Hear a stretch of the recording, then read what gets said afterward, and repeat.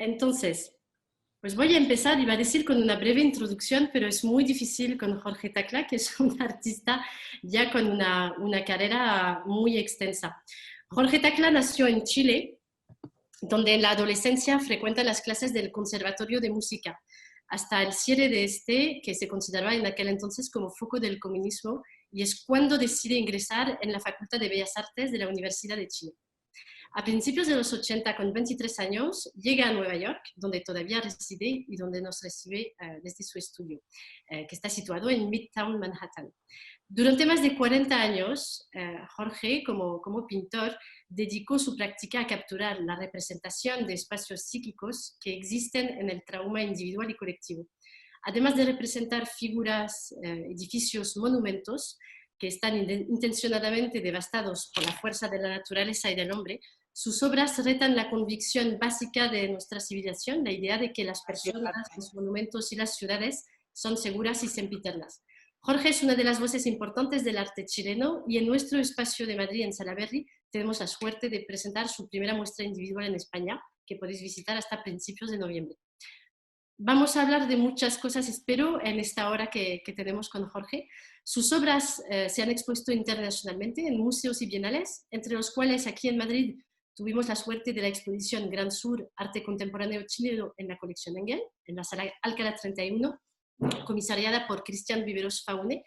Entre sus últimas muestras actuales, una en la University of South Florida, comisariada por Cristian, justo, que se titula Life During Wartime, Art in the Age of Coronavirus. También expuso en el Museum of Art de Atlanta, en el New York City Center, Museum of the Americas, Museo de la Memoria y los Derechos Humanos en Santiago. Participó en la Bienal de Sharjah, en la Bienal de Beijing, por nombrar algunos y me quedo sin aire. En 2019, el Smithsonian Archives of American Art adquirió los papeles de Jorge, incluidos dibujos, correspondencia. Nos hablará también de esto, le preguntaré. A lo largo de su carrera, Tacla ha recibido numerosas becas y premios y muchas instituciones custodian sus obras, entre ellas el Museo de las Américas de Washington, el Deutsche Bank Art, el Drawing Center en Nueva York, el High Museum of Art de Atlanta, el Marco Museo de Arte Contemporáneo de Monterrey, el Museo Nacional de Bellas Artes de Santiago, el Museo de Arte Moderno de Bogotá, Santiago o México, por nombrar algunos. Y ya, Jorge, estoy sin aliento con ese CV que ya es muy, muy extenso. Así que muchísimas gracias por haber escuchado esa larga introducción mía. Jorge, muchísimas gracias por abrirnos las puertas de tu estudio. Encantado, Sabine, gracias a ustedes, a todo tu equipo, y estoy muy emocionado con la muestra en Madrid, en tu galería. Lamentablemente, por lo que está pasando, no pude ir físicamente yo, pero está en la obra. Sí, de hecho, mira, es muy curioso porque todavía no he podido visitar tu estudio. Así que es una primera para mí también, al final, porque con todo esto nos conocimos, de hecho, gracias a Cristian Viveros Faune, Chief Curator del Museo del University of South Florida en Tampa, en Estados Unidos. Y nos subimos durante Arco. Nos pudimos saludar bastante brevemente. Luego tuvimos la oportunidad de colaborar en muestras durante la pandemia y todavía no me ha dado la ocasión de visitarte a ti y tampoco a ti de visitarnos de nuevo y estar en tu muestra. Son momentos muy curiosos los que estamos viviendo. A ver, entonces nos abres una ventana a tu estudio. Y una de las cosas que me decías durante la preparación de este estudio Visit es que no sueles abrir tu estudio, que realmente es la primera vez que se va a ver tu estudio, sueles recibir a pocas personas. O sea, recibo personas, pero no es un estudio abierto, digamos, o sea, vienen escritores, curadores, teóricos, otros artistas, que nos juntamos en citas que son bastante programadas. Y también vienen cada 2 meses estudiantes de arte, que me encanta trabajar con ellos un poco, pero finalmente el taller es bastante privado. Trabajo con mi asistente acá, que ahora está trabajando desde su casa por razones de seguridad. Y sí, muy pocas veces he abierto el taller públicamente. A ver, a mí lo que me apetece de esta conversación que vamos a tener, porque, a ver, compartiremos imágenes y tú nos vas a enseñar también obra que tienes en tu estudio, tus últimos trabajos que nunca se han visto. Entonces ya hay muchas, espero, sorpresas dentro de tu estudio. Pero quería, pues eso, un poquito hablar primero de tu pintura. Entonces, yo muchas veces en las lecturas, lo que he leído, que ya no sé si es una construcción de mi imaginario o algo que he leído, que eres el pintor de la destrucción. Y desde el primer, te hace gracia, pero así lo siento. Y a su vez, desde el primer momento que descubrí tus obras y las vi además antes de tenerlas en la galería, en la sala Alcalá 31, en la colección Engel, pues tuve la necesidad realmente de saber sobre ti como persona y de imaginarme el Tacla en Chile, pues eso, en los 70, lo que te tocó vivir, luego imaginarme a ti, pues eso. Y me gustaría que nos hablaras de esto, un poquito, qué está pasando, quién es Jorge Tacla y cuál es tu experiencia personal que hace que llegues aquí y hablamos hoy. Eh, Mira, eso de la destrucción, sí, es verdad. Siempre eh, han dado esa imagen de mi persona y mi trabajo, pero yo también pienso que la destrucción como que me eligió a mí, porque vivo siempre rodeado de destrucción, ¿no? O sea, metafóricamente es casi como esos acuarelistas que iban en los barcos ingleses eh, en misión de guerra, que iban retratando la guerra. Yo no tengo que subirme a la prueba del barco, yo estoy en mi taller y todo está pasando y todas las imágenes me llegan. De alguna manera, temáticamente, está todo el tiempo el mundo funcionando como en una situación de desastre, y las ruinas contemporáneas están eh, en todas partes. O sea, y la imagen, las imágenes, sobre todo con la media, te invade de una manera eh, muy violenta. Mi trabajo hace una crítica, de alguna manera, a cómo todos los medios se acercan a todo lo que está sucediendo en el mundo. O sea, de hecho, por ejemplo, el 17 de octubre del año pasado, yo fui invitado a la Bienal de Artes Mediales a presentar una obra que no era pintura, era video y, y las imágenes en cajas de los libros quemados y de los documentos quemados que yo ya había guardado por muchos años. Esa muestra se abrió el 17 con una gran inauguración porque era la Bienal, pero se cerró el 18 porque empezaron las manifestaciones en Chile, que tienen un sentido súper importante, pero junto con las manifestaciones también vinieron momentos de violencia. La muestra se cerró, pero yo estuve participando y estuve presente en todo lo que estaba pasando. Me vine a Nueva York, empezaron las manifestaciones después de lo que pasó con George Floyd, con todo el racismo que hay en este país. Después de eso, el bombazo la explosión en Beirut. O sea, no hay por dónde no mirar y no estar presente en todos estos acontecimientos que suceden. Ahora yo hago un acercamiento que es bastante diferente al acercamiento que hace la prensa. Yo abro un espacio de reflexión, y lo que te comentaba de alguna manera, que mi trabajo, además de mostrar la destrucción, que generalmente son construcciones, yo trabajo sobre una membrana que es sensible, que por eso la relaciono siempre con la membrana de la piel. Está llena de traumas. Y en Sí. ese sentido, por eso ocupo mucho la cera fría, que mantiene una humedad y mantiene una vida constante. Sí, justo, mira, porque vamos a entrar realmente en esos temas de política, porque tu obra es una obra política o sobre las políticas. Todavía no me he decidido muy bien sobre ello, pero me gustaría empezar con tu proceso. Estabas empezando a hablar de la cera fría, por ejemplo, que usas, pero antes de llegar a ese proceso ya de materia, perdona, quería saber un poquito cuál es tu proceso de construcción de la imagen. Eh, ¿A partir de qué trabajas? Has hablado de los medios, por ejemplo, antes. a partir de yo tengo unas carpetas de trabajo donde voy juntando la información y que son bastante extensas. Son informaciones que gente me manda de los lugares físicos donde yo estoy interesado en trabajar y también por los diferentes medios. Hago una carpeta, que la trabajamos con mi asistente, y después hago una edición y voy manipulando el trabajo fotográfico que hay, de alguna manera, para que se acerque más a lo que yo quiero evolucionar en el trabajo mío. Y de alguna manera yo no puedo trabajar con un sistema. Trabajo con 3 sistemas pictóricos que de alguna manera traducen un poco la posibilidad de construir la imagen que yo quiero. Hay una materialidad que es la cera fría, con los pigmentos, que mantienen una humedad y un movimiento constante. Después hay otra materialidad que es con polvo de mármol, trementina y agua, que de alguna manera crea una costra y una piel en las telas, que es tal cual como la piel humana y los traumas de la piel humana. Y la otra es un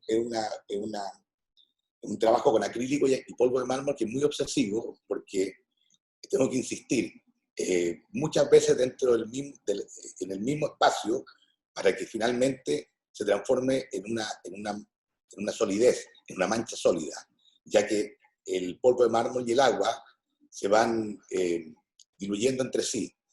Y generalmente depende de la temática, es cuál de las tres técnicas, los 3 oficios voy a ocupar.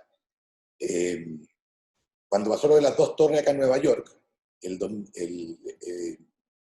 había una visión como de polvo suspendido en el aire, que eran moléculas. Y fue la primera vez que trabajé con el polvo de mármol, la trementina y el agua, que era justamente para que se negaran los materiales entre sí y quedara una superficie en suspensión. Y eso fue porque, de alguna manera, visualmente yo podía ver eso a la distancia, que era todo el polvo que estaba cargado, las nubes que estaban cargadas de cemento y de cuerpos que estaban flotando en el aire. Y así nació esa manera de trabajar. Después la cera fría partió al principio en unas telas de la misma dimensión que tenían las televisiones en blanco y negro, las primeras televisiones, que fue la primera vez que vimos nosotros la realidad en directo. Son telas en blanco y negro, y las televisiones en esa época perdían nitidez todo el tiempo, tenían unas antenitas y perdían nitidez y tenían un movimiento constante. Bueno, esa posibilidad me la da la cera fría, de tener ese movimiento constante, que es como la mala recepción que tienen los medios. Y la otra técnica, que es con polvo de mármol y acrílico, partí trabajando con esa técnica por primera vez que pinté el Palacio de la Moneda en Chile después del bombardeo. Que había algo que se diluía en la imagen de la moneda, y yo quería que el agua diluyera toda la imagen que yo hacía al principio. Todas mis telas siempre parten con una imagen bastante estructurada, y después de la estructura de la imagen voy desarmando la imagen o tapándola. En el caso de la cera fría, cubro la imagen completa una vez que está hecha, y después hago un trabajo como de autopsia, de ir abriendo las capas y ir dejando ver los órganos internos, la biología interna, que de alguna manera es lo que me interesa en los edificios que están bombardeados, que están en el suelo, que tú ves la biología interna. Se ven todas las cosas que están cubiertas para crear finalmente una imagen poderosa. Y yo trato de debilitar ese poder en las imágenes institucionales.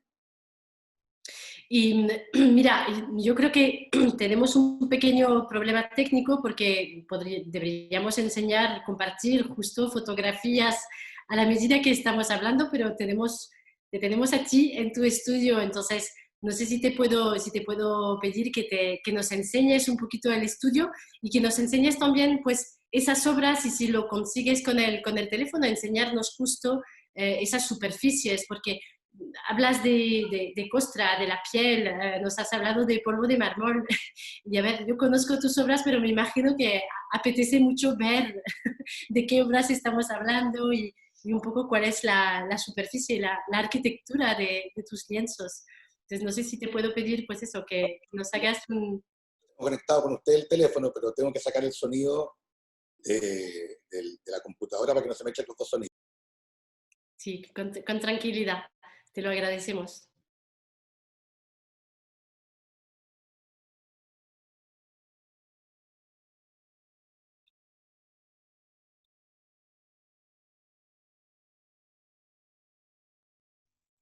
¿Ahí me escuchan? Te escuchamos perfectamente y vemos perfectamente. Nos estamos Bueno, esta parte adelantando del entre... taller, generalmente están las obras que están entrando y saliendo del taller, que van a diferentes muestras. Ajá. Aquí hay una obra, si la pueden ver ustedes, una obra sobre Alepo, y esta está hecha con cera fría, y acá tú ves el movimiento que tiene generalmente la tela, la imagen, que es lo que les hablaba yo de la televisión, de cuando perdía recepción. Sí, ahí también Y en las nuestra... costras que van quedando. Esta que es una obra del terremoto en Haití, esta está hecha con el polvo de mármol y el acrílico.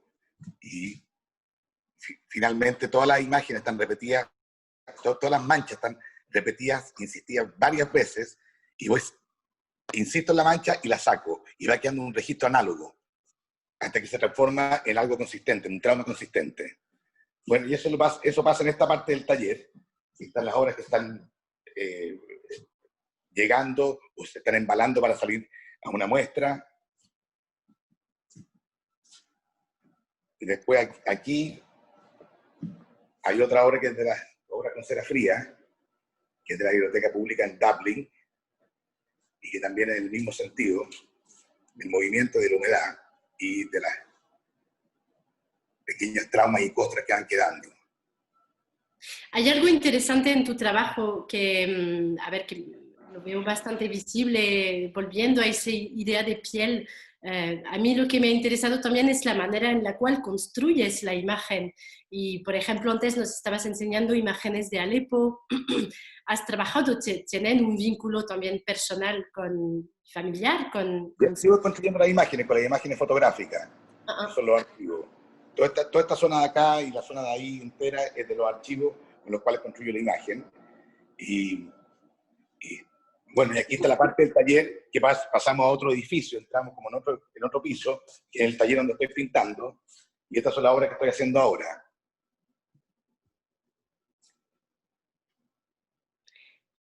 Entonces, ahí también, pues eso, que hay muchas cosas de las cuales que hablar, entre otras cosas, que esas son las últimas obras que has hecho en esas últimas semanas y has Sí. empezado a integrar colores que realmente el color es muy monocromático en general en tu obra, en el sentido que estamos en grises, en azules muy, muy apagados.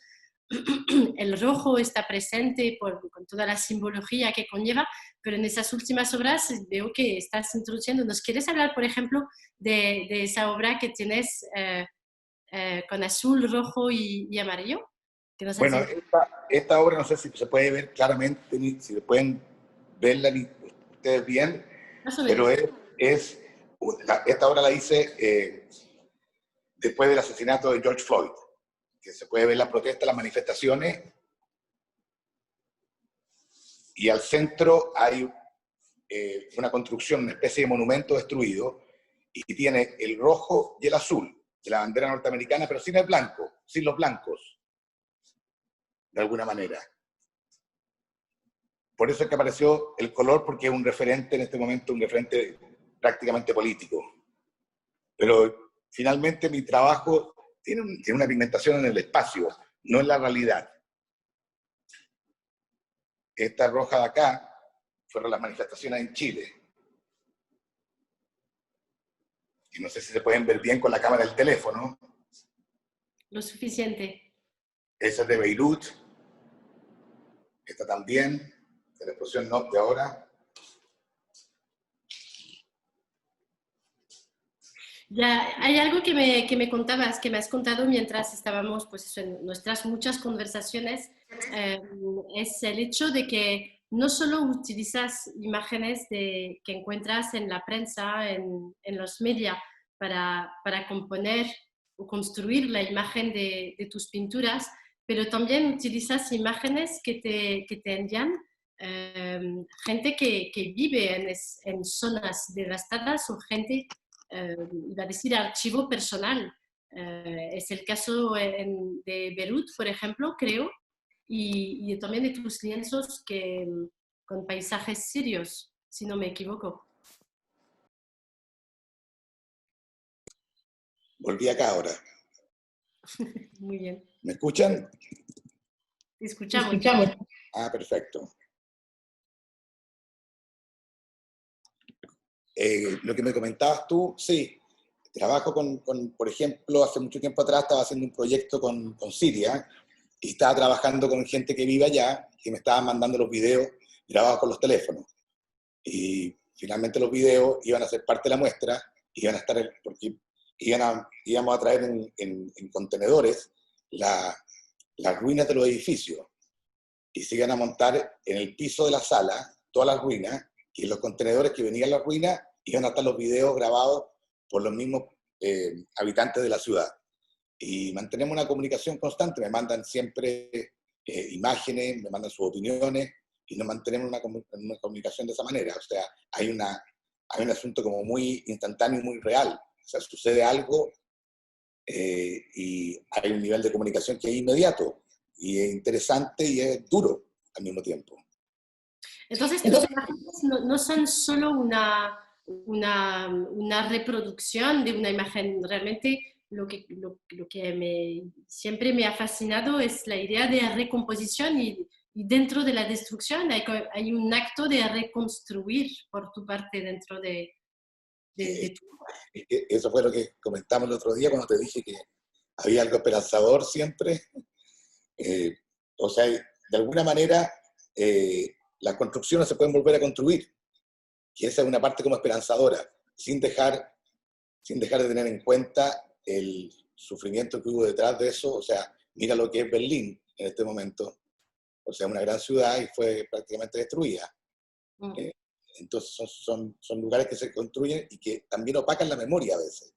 Entonces por eso es que creo que el trabajo, el antes y el después de que pasan esas cosas, o sea, justo estar en el centro, en ese punto de quiebre, es la memoria colectiva finalmente. Y ese es el lugar que me interesa a mí, el punto de quiebre. Creo que es cuando uno puede entrar, cuando las células de uno pueden entrar y hacer el eslabón, que para mí es mi campo de batalla. Sí, justo, a ver, esos edificios también, cuando hablamos de lo político de tu obra, te dedicas a también, muchas de tus obras representan edificios icónicos. Al principio de la conversación hablabas del Palacio de la Moneda. Aquí en Madrid expusiste el Pentágono. Sí, el Pentágono fue una obra que cuando hice esa obra, que fue el primer Pentágono que hice, que es una obra de grandes dimensiones, muy monocromática, el Pentágono prácticamente tapado en tierra, un poco, no está destruido porque se ve nítidamente que es el Pentágono, pero está cubierto en tierra, y fue antes de la caída de las dos torres. Y bueno, estoy viendo que acá hay un gran amigo mío viéndome, Fernando Ayala, que escribió y me llamó justamente cuando pasó eso, porque Fernando ha sido un gran apoyo en mi trabajo y había sabido de esa obra, que fue censurada en la muestra que estaba prevista en California. Y esto fue bastante antes del 11 de septiembre y la censuraron. Nunca entendí por qué, pero me dijeron, mira, hay una obra que está censurada, no reclames. Y la obra después se mostró en el Museo del Bronx y tuvo bastante repercusión esa obra, porque fue muy extraño que yo estuviera pensando en el Pentágono destruido justo tiempo antes que pasara lo que pasó.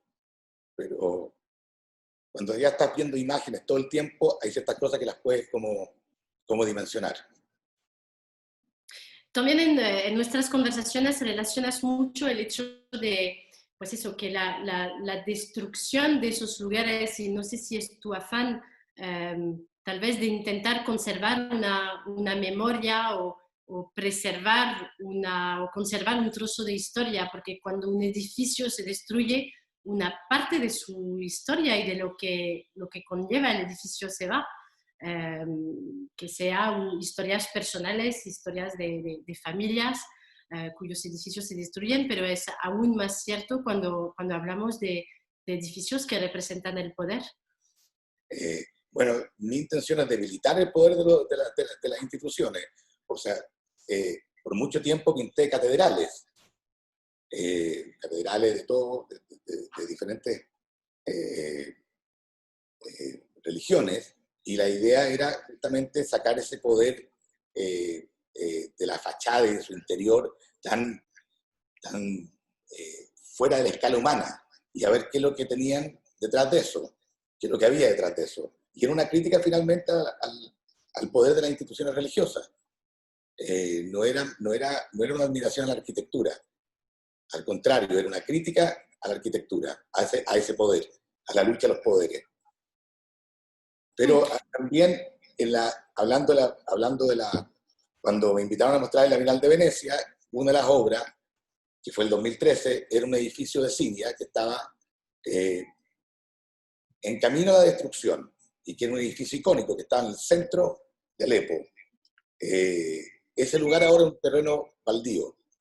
O sea, la memoria que hay, pero yo no tengo la memoria del edificio cuando estaba el edificio habilitado y en su funcionamiento absoluto, sino que tiene la memoria de cómo empezó esta guerra civil y todo el conflicto político que hay. Estamos justo, pues eso, hablando de memoria y de memoria colectiva. Y no puedo dejar de preguntarte, estás en Nueva York, estás viviendo alrededor tuyo momentos muy convulsos, que no es solo el caso de Nueva York, de muchas otras ciudades en Estados Unidos, y te diría también en otros países alrededor del movimiento Black Lives Matter, que realmente eso es una pequeña cosa que emerge de otras cosas que subyacen y otros traumas, iba a decir. Me interesaba saber, pues cuando intentamos hablar de esto tú y yo, sobre esa idea de memoria, la memoria va vinculada también a la lectura de la historia, y la memoria oficial y la memoria más del pueblo, y estamos en un momento donde los monumentos en varios países del mundo están cuestionados y algunos se están retirando. Entonces, quería, no sé muy bien cómo empezar esa conversación contigo y si la podemos tener en menos de 30 minutos, pero me parece que aquí hay algo importante y quiero saber cómo tú estás viviendo ese momento. Tú que has estado trabajando sobre los edificios, el poder, la representación del poder y la memoria. ¿Cómo estás viviendo? ¿Cuál es tu mirada a lo que está pasando alrededor? Voy a partir de adelante hacia atrás. O sea, cuando en Estados Unidos, que a mí me pasó que hice una obra pública, que fueron los murales para la Corte Suprema, para la Corte de Vivienda, hay una cantidad de restricciones impresionante en la imagen. La imagen no puede insultar o ironizar ninguna raza, ninguna religión. Tiene que ser de alguna manera totalmente transversal, y por algo están preocupados de eso, porque antiguamente no se preocupaban de eso.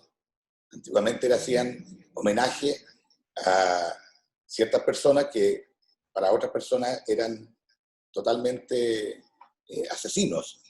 Y eso es lo que se vio un poco porque la gente se agotó, se cansó en el continente americano, en toda América, la gente se cansó un poco del poder económico, de cómo el poder económico tenía capacidades de camuflar y de tener todo como en una resistencia brutal, y entonces como que hablan como todo el mundo sorprendido de las manifestaciones sociales, cuando están siempre encendidas, pero llegó un momento que la gente no aguantó más, y creo que aquí en este país el racismo es súper fuerte, y más aún promovido con un presidente que es de una soberbia que lo pueden haber visto todos ustedes ayer, me imagino, impresionante, y creo que el discurso finalmente llega a los monumentos porque son íconos que han afectado por mucho tiempo a cierta parte de la población.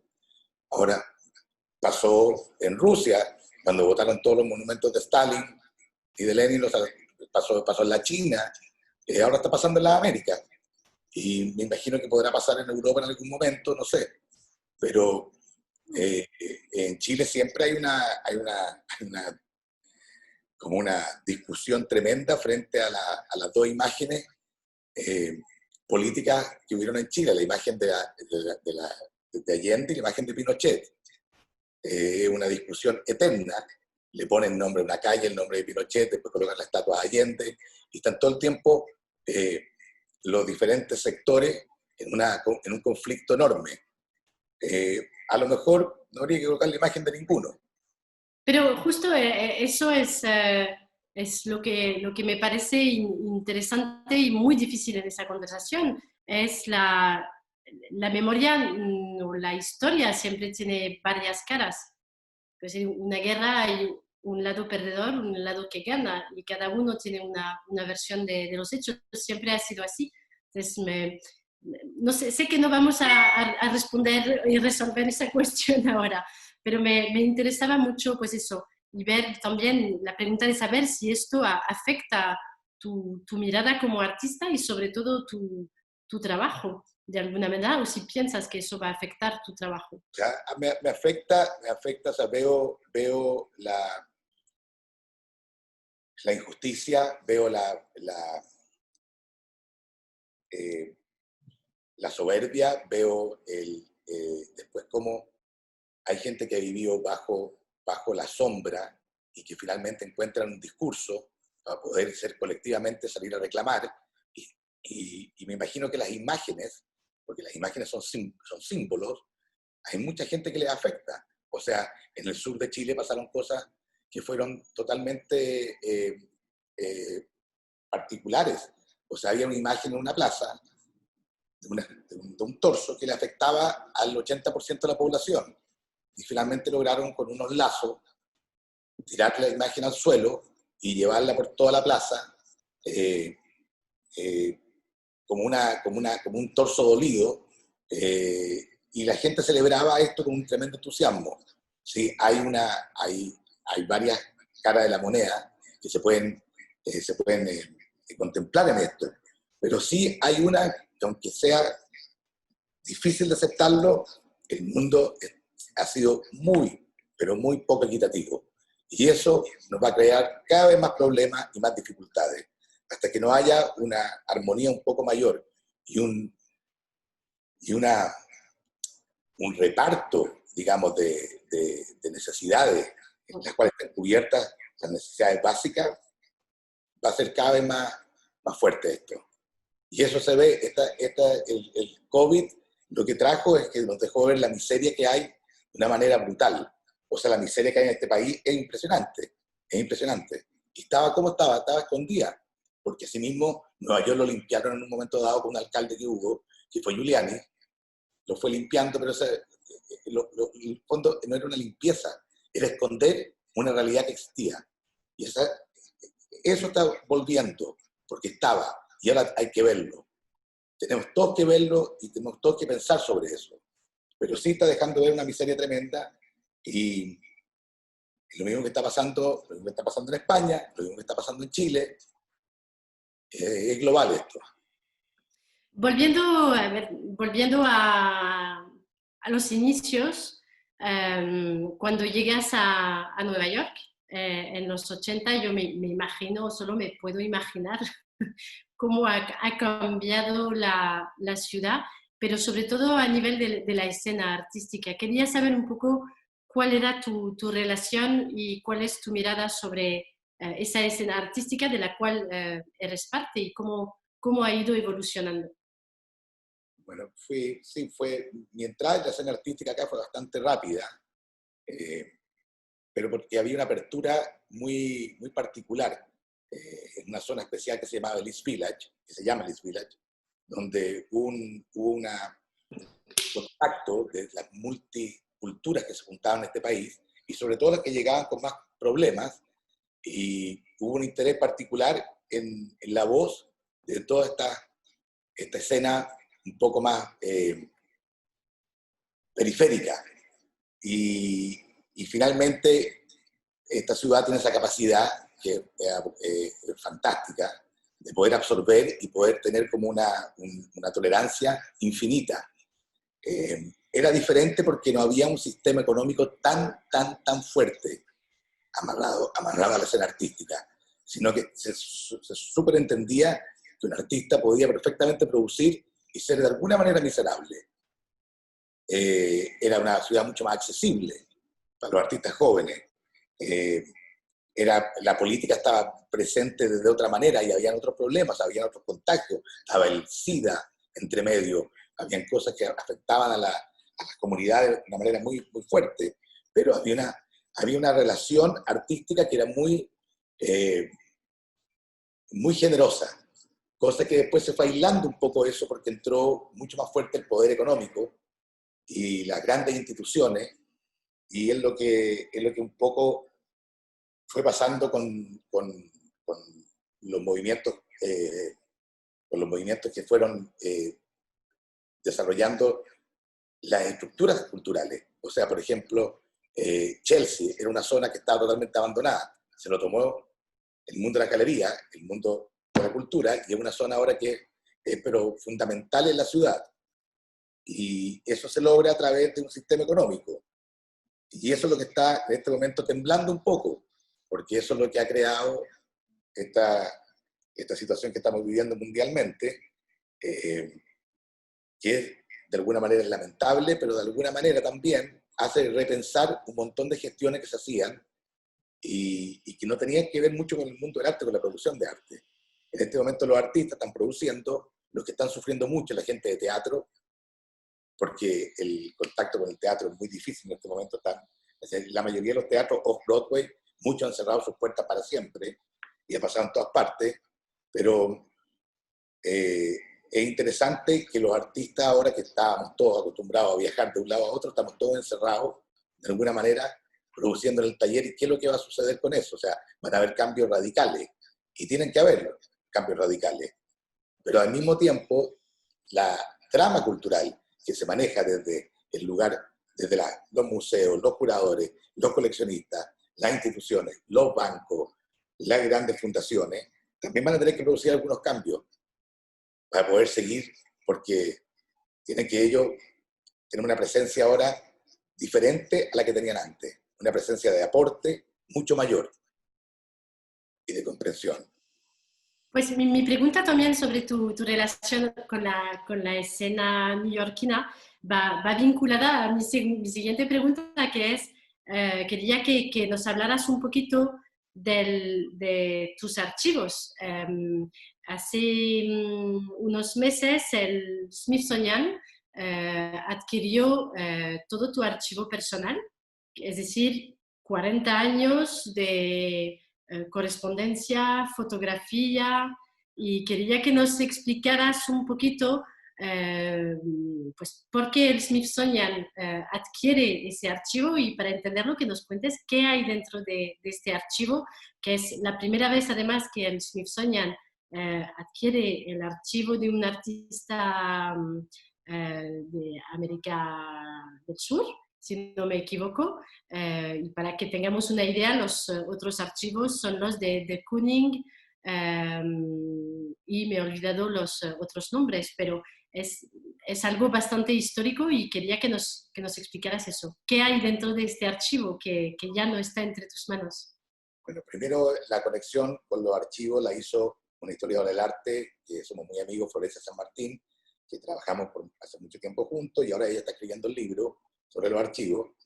Y yo guardé, siendo nómada, igual guardé todo.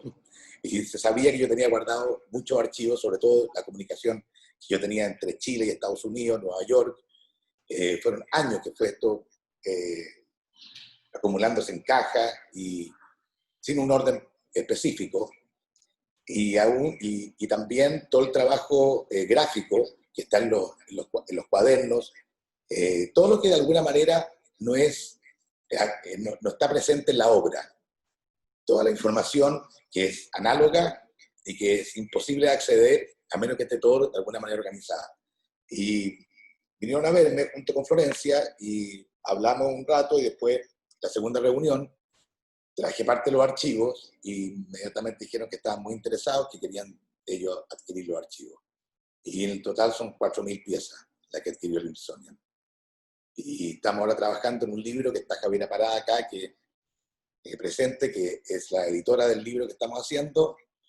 Y todavía nos queda un tiempo, falta todavía parte de la escritura y estamos trabajando en las imágenes y en los permisos, porque ahora yo ya no tengo los derechos de autor de lo que adquirieron ellos, lo tienen ellos, por lo tanto tengo que pedir permiso para todas las reproducciones que van a estar y creo que es muy interesante porque es una historia que queda muy bien cuidada y queda pública.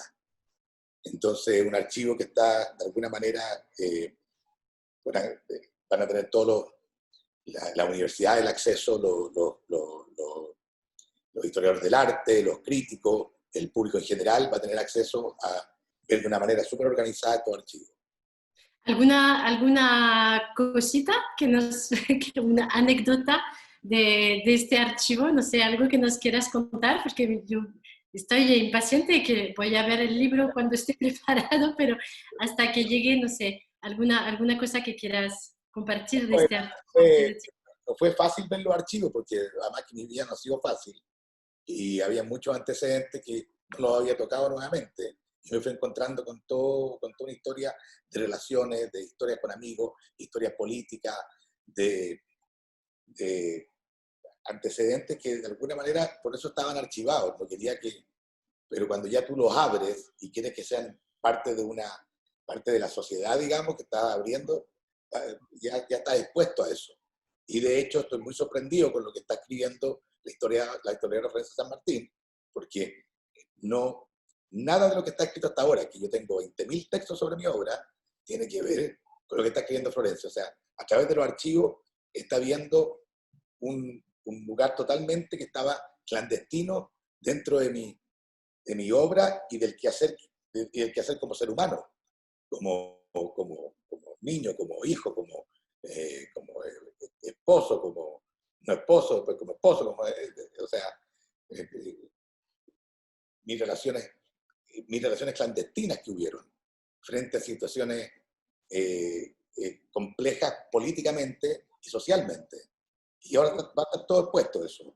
Pero finalmente el libro de Florencia, que es solamente ella con su capacidad de historiadora del arte, pudo darse cuenta de lo que había en los archivos y pudo empezar a analizarlo y tomó un lugar que hasta el momento no ha estado público. Pues esperemos que tenemos el placer de presentarlo en Madrid en algunos meses. Sí, pues.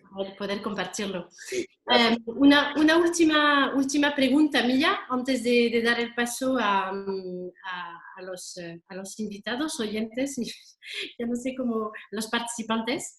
Quería saber, pues así, una pregunta que muy general, una idea sobre cuál es el futuro del mundo del arte. Eso lo sabes más tú que yo. No, mira, el arte es el futuro. Bueno, el arte, sí. A ver, si quieres quitamos el mundo del arte y nos quedamos con arte, que es otra pregunta. Por esta ciudad de Nueva York. Ahora recién se están abriendo un poco las galerías de una manera muy restringida. Puedes entrar a los museos, tienes que inscribirte y te dan un horario, pero todo el tiempo que pasamos sin eso, en una ciudad totalmente sin vida, sin alma. O sea, la cultura, la vida de la cultura y el futuro del arte es volver y dar más fuerza a todo esto, dar más alma a todo esto. Y yo creo que va a ser porque como esto nos afectó a todos, creo que va a tener una intensidad mayor a la que han tenido otros acontecimientos que nos hayan de alguna manera afectado a todos. Y no de la misma manera, porque al principio cuando partió la pandemia decían, le afecta a todos por igual. No, a los lugares más vulnerables, los destroza. No solamente en el momento, sino que después, la mantención. Y creo que la cultura y el arte va a reflejar de alguna manera esta sensibilidad que estamos viviendo. Y es importante, y por eso creo que el arte es futuro. Siempre está apuntando a eso. Muy bien, es una pregunta muy una respuesta muy válida. Pues eso, os invitamos a dejarnos, a compartir vuestras preguntas. Si queréis preguntar algo a Jorge, estamos aquí. Yo, mientras tanto, puedo hacer una pregunta más mientras esperemos las primeras preguntas que nos llegan de Facebook también. Pues yo creo que para concluir un poquito esa conversación, por mi lado, creo que me gusta pensar en tu trabajo como algo entre arqueología y te lo he dicho ya, para mí eres como entre el arqueólogo y el arquitecto, con esa idea de que tus pinturas, por un lado, están mirando hacia el pasado, como lo haría un arqueólogo, reconstruyendo lo que ha pasado y a su vez con la proyección del arquitecto. Y ahí está la esperanza, aunque a primera vista es difícil ver la esperanza en tus obras, pero me gusta esa idea de una pintura entre dos historias y siempre cambiante. Sí, tiene que ver, yo creo que tengo algo de cirujano psicópata en el que trabajo, porque tú sabes que los mejores cirujanos son los psicópatas, porque se mantienen totalmente fríos frente a ver la sangre, a ver los órganos, y, y yo de alguna manera me traslado a ese lugar en cierta zona para poder trabajar con estas imágenes. O sea, trato de repente de poder entrar y penetrar de una manera súper fría para ver realmente, para poder ver, no para afectarme directamente. Después quedo afectado, pero en el momento tengo una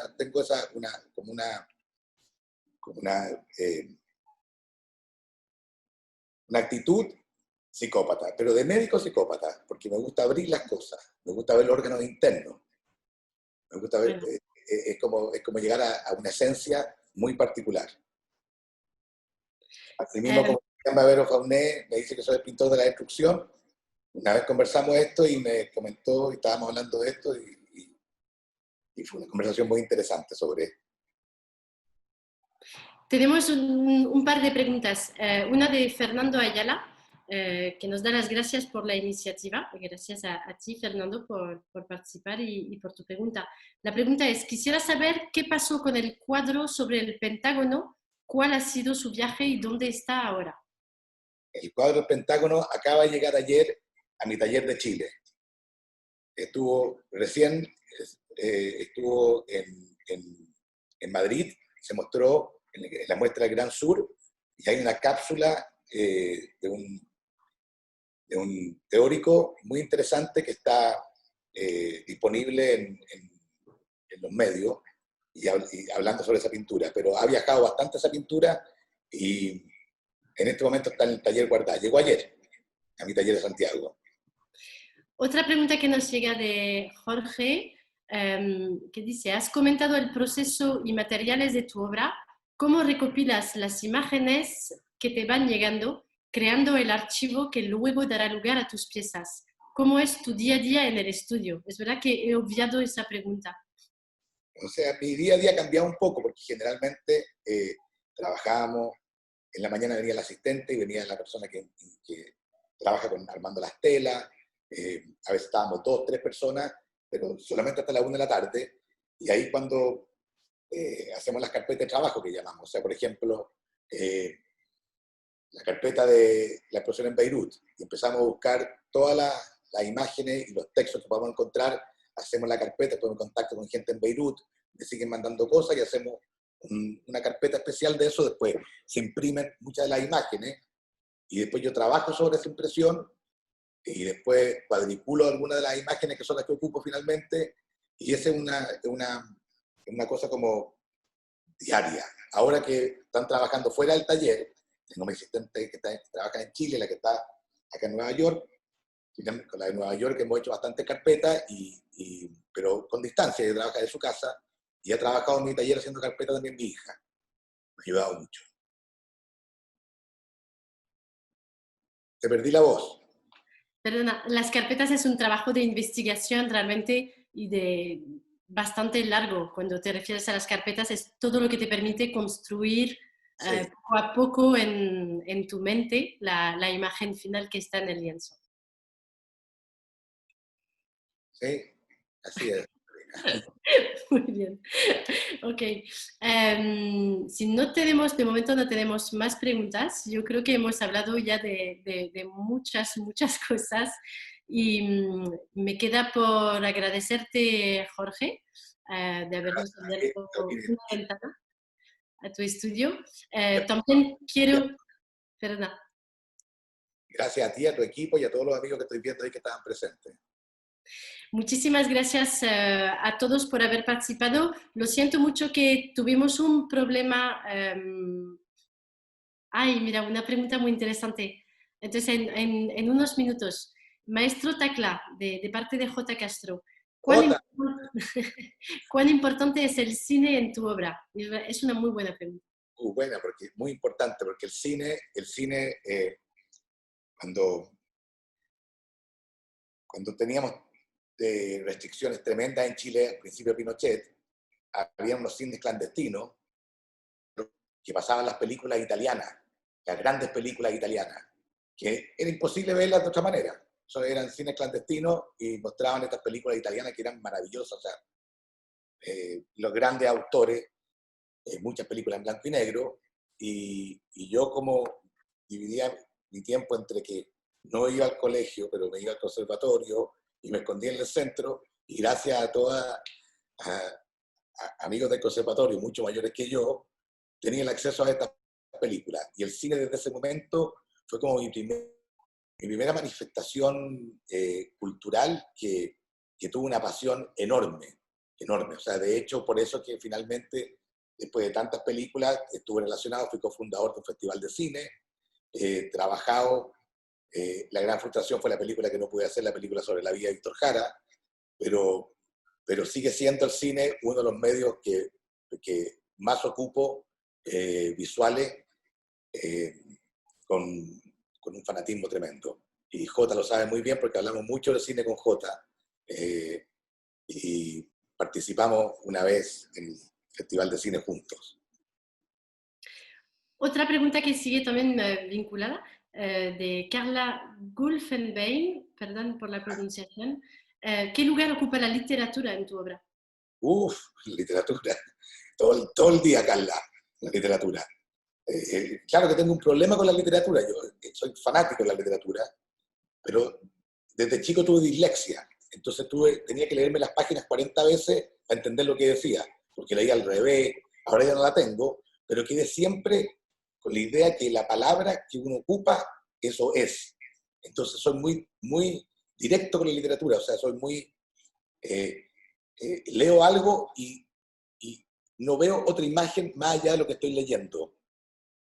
Entonces, a veces es muy traumática la literatura, pero yo leer, o sea, yo por eso es que me levanto muy temprano y llego a mi taller, me levanto a las 5:30, y yo en la mañana es cuando puedo leer. Hago mi hora y media de lectura, 2 horas de lectura, porque es el momento que me puedo concentrar y leer, porque siempre fue difícil para mí leer, por la dislexia. Pero tengo eso, que la palabra para mí tiene algo como la imagen de la palabra la encuentro súper fuerte y a veces no encuentro la salida de esa imagen. Me quedo como pegado en una sola imagen. Y en el caso de los escritores, tienen una apertura mucho mayor con la palabra. Entonces a veces entro en conflicto en entender exactamente la base de lo que se está diciendo en un texto, porque me quedo muy pegado en la palabra, en el significado de la palabra. Pero sí, la literatura es todos los días. Una pregunta más. Denis Lira, solo si hay, a ver, perdón, una pregunta que siempre se viene en casi cada una de mis entrevistas es ¿qué piensa entre la relación de un artista hombre y una artista mujer? Mira, parte del texto que está escribiendo Florencia San Martín habla mucho de la parte femenina mía, porque yo trabajo con puras mujeres.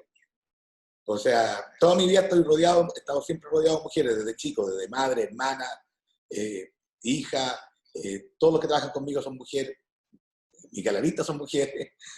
O sea, tengo una admiración tremenda por el trabajo de las mujeres, he aprendido mucho, creo que es una sensibilidad que es muy necesaria y tienen una fuerza y tienen una posibilidad de decir las cosas que está mucho más distante al compromiso que tienen el trabajo de los hombres de alguna manera. Las escritoras mujeres son tremendas, se desnudan mucho más fácil y son mucho más criminales en su trabajo que lo que son los hombres. Ahora, sobre todo, se está viendo con más frecuencia porque hay más apertura y los espacios se han abierto de una manera muy increíble, un esfuerzo tremendo que han hecho todas las mujeres artistas, han abierto unos espacios tremendos y mostrando obras que son desgarradoras e imponentes. Que tengo toda mi alma y corazón con admiración al trabajo de las mujeres. Muchas gracias Jorge por contestar. Yo también muy agradecida como dice Denise. Por último, justo ahora estamos poniendo en el chat un link para visitar la muestra Señal de Abandono que tenemos ahora en la galería del espacio de Salaberry en Madrid. Si estáis en Madrid, por supuesto, os invito a ir a verla porque no hay nada como tener la experiencia de la pintura de Jorge en vivo y si no la podéis visitar en 3D, os hemos compartido el link. También en nuestra página web hemos trabajado y hemos publicado hace unos días un online viewing room que es una exploración desde los inicios de la carrera